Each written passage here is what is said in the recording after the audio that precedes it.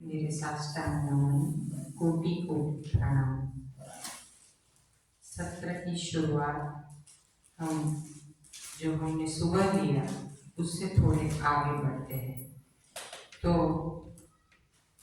अभी तो सब हाजिर है ना, सब आ गए हैं, तो एनिमा पॉट मंगवा लें ताकि आपको एनिमा लेना पाए। उनको फोन कर बोले रमन है। और एक ये रहा बिछोना तो है, बिछोना बाथरूम में जगह आप नीचे वाले बाथरूम में, ऊपर वाला मैं बात ऊपर हम ऊपर शिफ्ट हो गए क्योंकि नीचे वो दादाजी आए ना, हमारा वो उनको दे दिया। ऊपर के बाथरूम बड़े सिंगल है ना, अटैच नहीं, बाजू में टॉयलेट है तो दरवाजा बंद करके अच्छा पाता है। बाथरूम में शावर के ऊपर मैंने डोरी से एनिमा पॉट बांध दिया है, शावर के ऊपर टांग दिया। अच्छा नीचे तो शावर भी नहीं नल है। अच्छा यहाँ पे ऊपर है शावर, लेकिन अब तो सब रूम बुक हो चुके हैं। ऐसे बात करते हैं। हाँ आपको एनिमा हमारे रूम में करना है, आ जाना। मैं तो सुबह जल्दी कर दूंगी, आपको जल्दी करना है मैं लेट कर दूंगी। मेरे को ये कभी भी मैंने कभी किया नहीं है तो मैं फिर नहीं, अभी मैं आपको स्टाइल दिखाती हूँ, बहुत इजी है, कुछ नहीं करना और खुद ही लेते और फिर आप देखना आपको इतना हल्का लगेगा ना, बहुत अच्छा लगेगा आपको। जो थोड़ा बहुत जॉइंट्स का पेन चला जाएगा, बिल्कुल चला जाएगा। एनिमा है वो ब्रह्मास्त्र है, ऐसा ब्रह्मास्त्र कि आप जब भी बीमार हो, यानी कि बुखार आए, पेट में दर्द हो, मन बेचैन हो, कहीं चैन ना आए, तब एनिमा करोगे तो तुरंत आपको चैन आ जाएगा। क्योंकि उससे क्या वायु भी निकलता है और पुराना मल भी निकलता है। तो इसीलिए बहुत जरूरी है एनिमा जब साधना करते हैं, जब उपवास करते हैं और एनिमा नहीं लेते हैं तो हमारे शरीर के साथ बहुत बड़ा गुनाह है। क्योंकि हम निकालते तो है, जैसे सुबह में हमें रूटीन लेट्रिन आता है, लेकिन उपवास से क्या होता है हमारे बॉडी में जो भी पुराना मल है ना चिपका हुआ, वो उखड़ के नीचे आता है, इसीलिए उसको झाड़ू की जरूरत पड़ती है, इसीलिए निकालना पड़ता है। जैसे हमने सुबह में ऑटोफेगी सिस्टम हम बोल रहे थे ना, वो हमारी बॉडी में कैसे एक्टिव होती है। ऑटोफेगी सिस्टम 16 घंटे के बाद 25 साल से ऊपर की उम्र के लोगों, 25 साल से नीचे की उम्र है उन लोगों को 12 से 14 घंटा में ऑटोफेगी सिस्टम एक्टिव हो जाती है अपने बॉडी में। तो 40 के ऊपर 25 के ऊपर वाले लोगों को ऑटोफेगी सिस्टम कैसे एक्टिव होती है, तो 16 घंटे का जब हम इंटरमिटेंट फास्टिंग करते हैं और कुछ भी नहीं लेते हैं, तब क्या होता है अपने बॉडी में दो स्राव होते हैं, एक है ग्लूकोगन और दूसरा है इंसुलिन, दो स्राव। उसमें हमारी जो आदत है उससे क्या होता है, आप जब तक कुछ नहीं डालोगे मुंह में तब तक आप देखना आपको जल्दी भूख नहीं लगेगी, आपको लगेगा कि बस मुझे उपवास करना है और आप कर भी पाओगे। लेकिन एक बार आपने केवल पानी का एक घूंट जो डाल दिया या कुछ भी मुंह में डाल दिया, एक इलायची भी डाल दी, तो भी थोड़ी देर के बाद मैं कुछ खा लूं, मैं कुछ पी लूं, क्योंकि वो ऑटोफेगी सिस्टम टूट गई। एक बार अंदर गया यानी कि रास्ता अब खुल गया है, तो आपको बार बार भूख लगेगी, क्रेविंग आएगा, मैं कुछ खाऊं मैं कुछ लूं। लेकिन आप जब फास्टिंग करते हो सुबह का, तो देखना आप अगर एनिमा रूटीन लेट्रिन जाने के बाद एनिमा करना होता है, एनिमा करने के बाद जब आप लेक्चर में आओगे और आपका फास्टिंग है, आपको जाना नहीं पड़ेगा।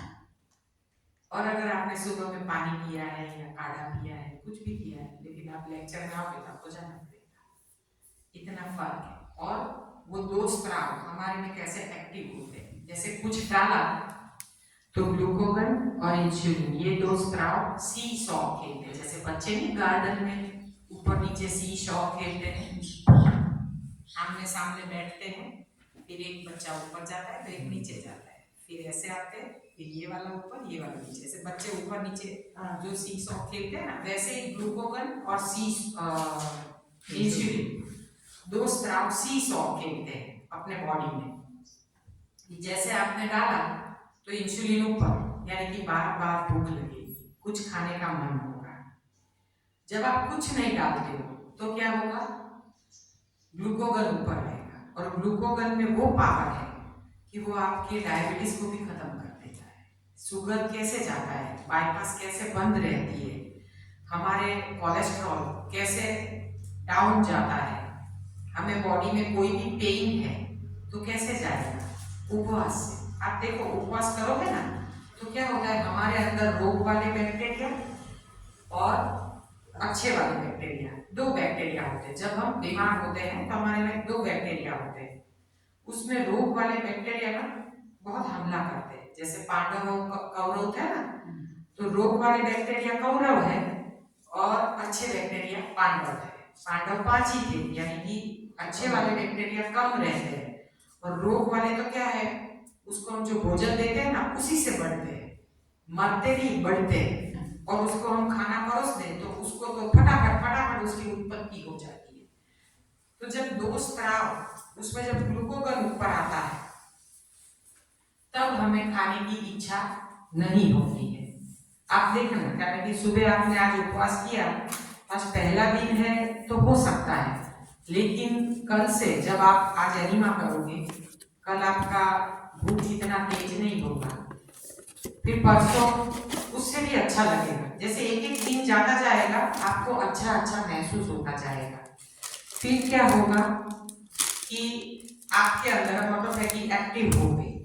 16 घंटे के बाद ग्लूकोगन ऊपर आता है, इंसुलिन नीचे जाता है, और आता है 14 घंटे के बाद ऊपर। लेकिन जो 2 घंटे रहे ना, 16 घंटे हमें उपवास करना है, शाम का भोजन छोड़े, उसके बाद शाम को रात को पानी पी सकते।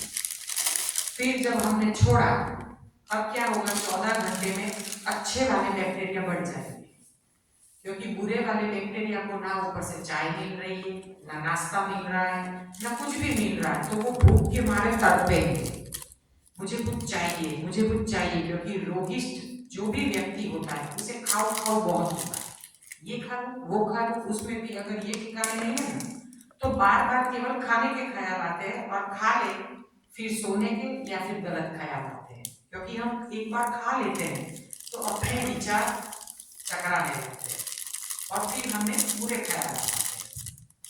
इसीलिए जैसे हम उपवास करते हैं तब ग्लूकोगन ऊपर आएगा ना, तो देखना आपके विचार पॉजिटिव आने लगेंगे। वो पॉजिटिव विचार के लिए लार्ज इंटेस्टाइन को एनिमा के पानी द्वारा सफाई किया जाता है। तो क्या होता है, वो जो बुरे बैक्टीरिया है, जो भूख लगी है 12 बजे तक, तो वो कैसे रह पाएंगे, उसको तो सुबह में 8 बजे टेव है चाय और नाश्ते, आपने कुछ नहीं किया, अब वो 8 से 12 तक जिंदा नहीं रह पाएंगे। 8 से 10 बजे तक 2 घंटे में तो खत्म, वो भूख के तड़प तड़प के। मेरा एक क्वेश्चन है, आप जब अपनी आपकी हेल्थ आपकी ठीक हो गई, उसके बाद में आपने सोचा कि मैं ये एजुकेशन लेके मतलब लोगों को भी ठीक करूं? हाँ, क्योंकि जब मैं कैसे आपके मन में आया सब करने का? ये सब करने का, जब हम ये अपना आहार बदलते हैं तो विचार बदलता है। फिर ये विचार ऐसे आते हैं कि हमें अपना नहीं फिर औरों का ही दिखाई देता है।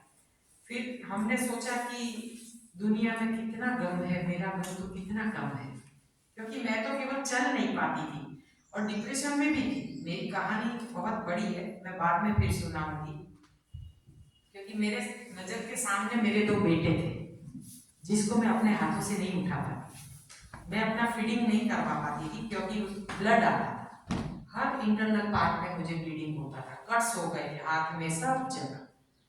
क्योंकि जो एलोपैथ दवाई लेते हैं हम, उससे हमारे रोग मिटते नहीं है, दबते हैं। हम दबा के रखते हैं कि बस हमें कोई सोचना है इसलिए हम टैबलेट खा लो एंजाइटी की।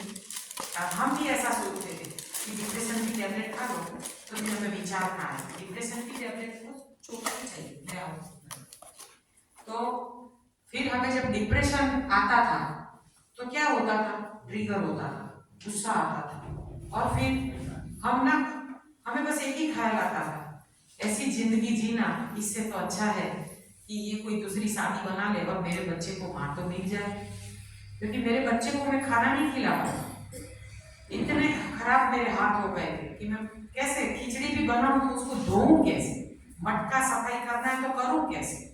हर चीज में मुझे इंसान की जरूरत पड़ती थी, इतनी मैं पराधीन हो गई थी। तब मैंने ये रास्ता चुना है, और माँ के आगे ना उसके बच्चे से विशेष कोई होता नहीं है। तो आपके लेक्चर से बता सकते हो कितने लोग ठीक हो गए?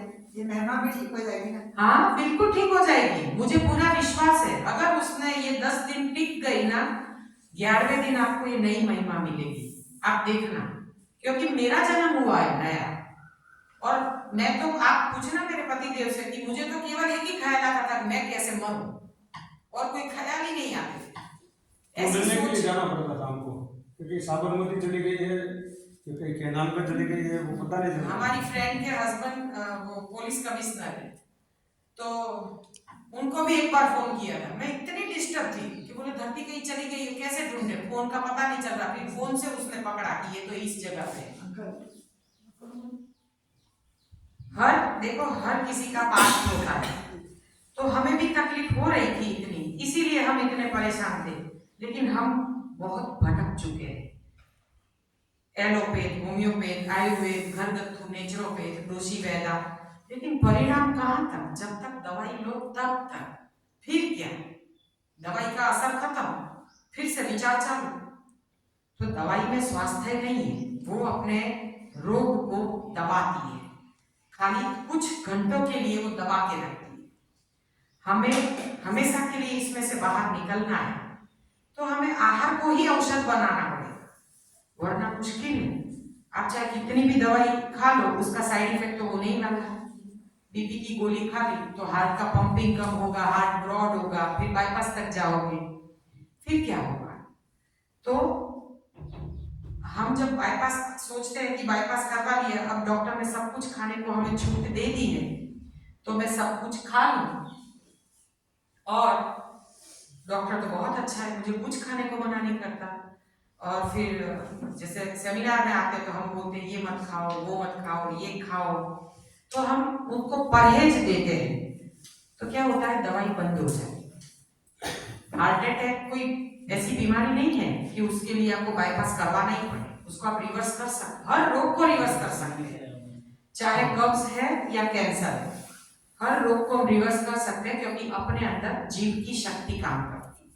हमारे अंदर एक परमात्मा बैठा हुआ है, वो हमें जगाता है, वो हमें सुलाता है, वो हमें सब कुछ। देखो जैसे कि हमें कुछ हुआ तो पहले हमें स्किन पे कट्स हो गए थे, लाल लाल चट्टे हो गए, यानी कि इधर बहुत गंदगी हो गई थी, लेकिन पता नहीं था कि हम एनिमा नहीं लेते थे। तो फिर जब हम सेमिनार में गए, और इसके लिए लॉन्ग सेमिनार करना ही पड़े, 1 डे सेमिनार आप चाहे 15-20 करो, लेकिन उसका सॉल्यूशन नहीं है।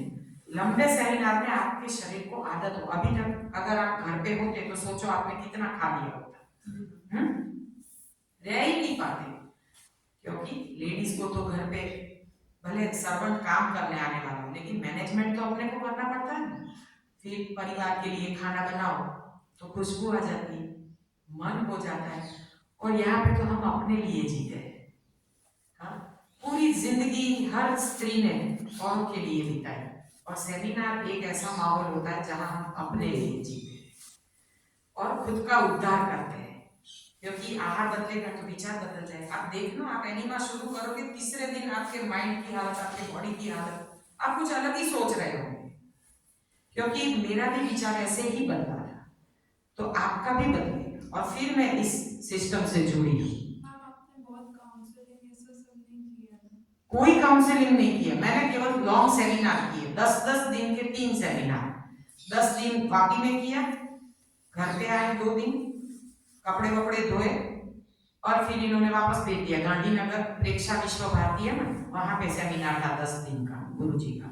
फिर 10 दिन अंकुर पे वहां चले गए, फिर 2 दिन आए, फिर सूरत में था कामरेज दादा भगवान मंदिर में, फिर वहां चले गए 10 दिन।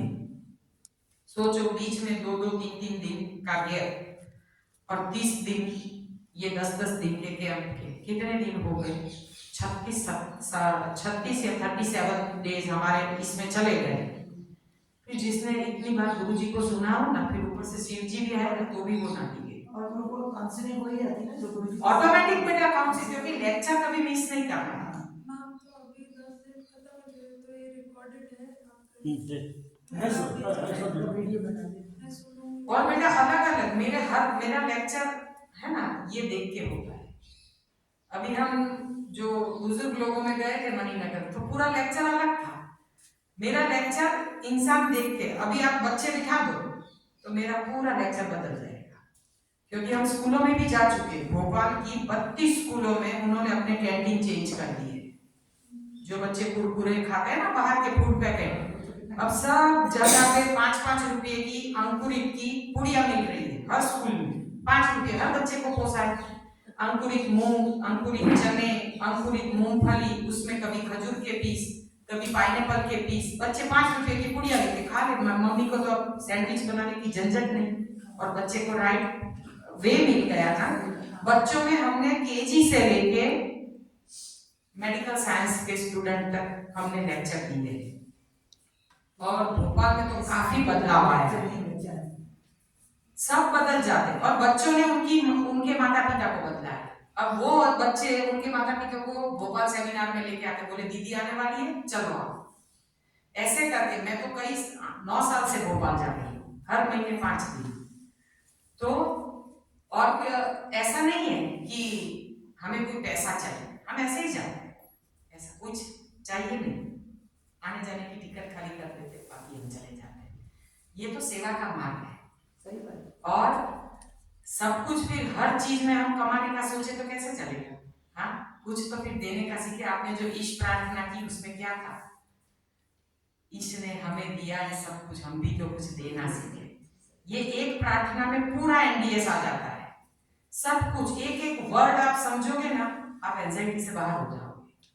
इसका मनन करो, इसका चिंतन करो। हम इधर किस लिए आए हैं? आत्मा की खोज करने, और कुछ नहीं खोजना है। इस उम्र में बेटा प्यार होता है ना, वो सच्चा प्यार नहीं होता है, वो केवल फिजिकल अट्रैक्शन होता है। वो ये उम्र ही ऐसी है, 20 से 30 के बीच की उम्र ऐसी है, 10 साल कि उसमें फिजिकल अट्रैक्शन होना ये कुदरती है निशानी, और सबको होता है। लेकिन 30 के बाद सही लाइफ शुरू होती है। जब बच्चे हो जाते हैं ना, तब पता चलता है कि पति कितने में है और पत्नी कितने में है, कौन कितना साथ देता है। क्योंकि फिर तो माँ का ध्यान बच्चे में चला जाता है। फिर पता चलता है कि सही प्यार बलिदान होता है ना। किसी को भी, हमें किसी के पीछे भागना नहीं है, क्योंकि भगवान वही करता है जो हमारे लिए अच्छा है। हमें जो अच्छा लगता है वो कभी नहीं करता है। इसीलिए उस पर पूरा फेथ रखने का, अपने को इतना विश्वास रखने का कि वो सदा हमारे साथ है। जिसने हमें जन्म दिया, इस पृथ्वी पे लाए, किस लिए बेटा? ऐसे पागलों की तरह हम कब तक भटके? हाँ, अपनी युवानी चली जाए फिर क्या? तो हमें कुछ करके जाना है, और अपना जीवन हमें प्रेरणादायी बनाना है, कि हमारी प्रेरणा लेके कोई बोले कि नहीं हमें इनके जैसा बनना है। भाई फिल्मी तो हीरो हीरोइन होते हैं, उसके जैसा बनने का बहुत सारे बच्चे सोचते हैं, लेकिन वो एक अलग बात है। और जैसे बुद्ध और महावीर की हम कुछ उसकी पहचान ले लें, तो हमें नहीं होता है कि अगर हम भी ऐसे हो जाए तो। हाँ, उनको तो कितना सुख था, कितनी सुंदर पत्नी थी, फिर भी उन्होंने छोड़ दिया। लॉर्ड बुद्धा ने सब कुछ छोड़ के वो आत्मा की खोज के लिए निकल पड़े। तो हमें आत्मा की खोज करनी है, और तभी हमें जाके सच्चा सच पता चलेगा। इसके लिए पहले हमारे शरीर में हमें ऑटोफेगी सिस्टम एक्टिव करनी है। उसके लिए